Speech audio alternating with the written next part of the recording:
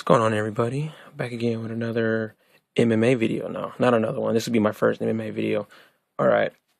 I was just watching Inside MMA on Access TV, and I guess that Showtime and Strikeforce's relationship might be coming to a close. There's no official word on it yet, according to what Bas Rutten was saying. However, I think it's time that the UFC, or in this case, Zuffa, should fold every fighter in Strikeforce, at least not every fighter, but the good ones, into the UFC. There's really no reason why at this point that you shouldn't have Gilbert Melendez fighting guys like Ben Henderson or Anthony Pettis or BJ Penn, Nate Diaz, even though he is fighting Bendo for the 155-pound strap. You know, it would make for more interesting bouts in the future, especially with the recent cancellation of UFC card. Not to mention that the recent cancellation of the Strikeforce cards coming up towards the end of this year. Those cards are completely gone. Now you have people that aren't going to buy Strikeforce tickets, more than likely. They aren't going to be going to any events, so you can pretty much cancel any big event that Strikeforce is going to put on. You can pretty much consider it obsolete. It's done and over with. You know what I mean? And if they pull, and their Showtime pulls the plug on Strikeforce, you have nothing else going for that brand at all. So just like with the WEC, Dana White needs to cut his losses and just envelop everything that Strikeforce has to offer into the UFC. Hell, he already took Bigfoot Silva. There's no reason why you shouldn't have a guy like Daniel Cormier, who I consider a way better fighter, way better contender for the heavyweight strap, the UFC heavyweight strap, than Bigfoot Silva. You know, I believe he knocked out or TKO Travis Brown, who's a prospect in the heavyweight division. You got guys like I mentioned, Gilbert Melendez. You know, he should be in contention for a 155-pound title skirmish against one of the up-and-comers in the UFC. I mean, put him in there against Frankie Edgar's at 145 pounds.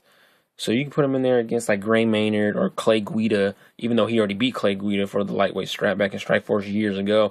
You can put him in there against all kinds of guys. You can make all kinds of different fights. Everything and anything can happen. You know, they already have Overeem basically. Shit, I mean, plus who's that? Not Terry Kennedy. It's you got a guy like Jacare in middleweight who wants to fight Anderson Silva. You got what's his name? Rockhold. I forgot his first name, but Luke Rockhold. You know, the pretty boy. He wants a crack at Anderson Silva since he is the 185-pound middleweight Strikeforce champion.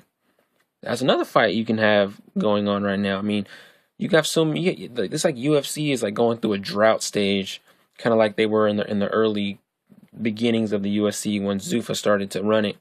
There's just so many different cancellations, so many different fighters having injuries.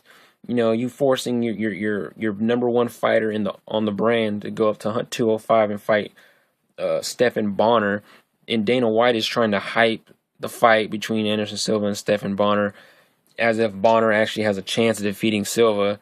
You know, I hate to do the whole A, just because A fighter can beat B fighter, means he can beat C fighter. We all know that Forrest Griffin beat Stephan Bonner in the first Ultimate Fighter finale that Strike TV had. You know, but we all know how bad Anderson Silva beat Forrest Griffin with or without Xanax in his system. So who's to say that Anderson Silva won't beat Stephan Bonner? You know what I mean? Stuff like that. I like to see Luke Rockhold in the mix. I like to see Tim Kennedy in the mix. You know, I like to see a bunch of these guys in there. You know, these guys have great potential. I like to see them in the UFC. You have guys like Brian Stan that can make fights with Strikeforce fighters. You know, stuff like that. You have so many different options.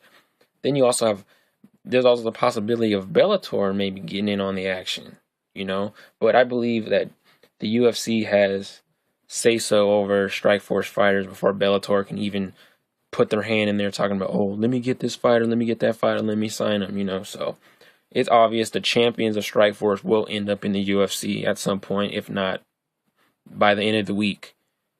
So look forward to that. But this is going to be a small video, just throwing out a few ideas, letting the public know what's going on. Like I said, in my all my at the end of all my videos, like, dislike, subscribe, flame my video, do whatever you gotta do. But until then, I'm out. Peace.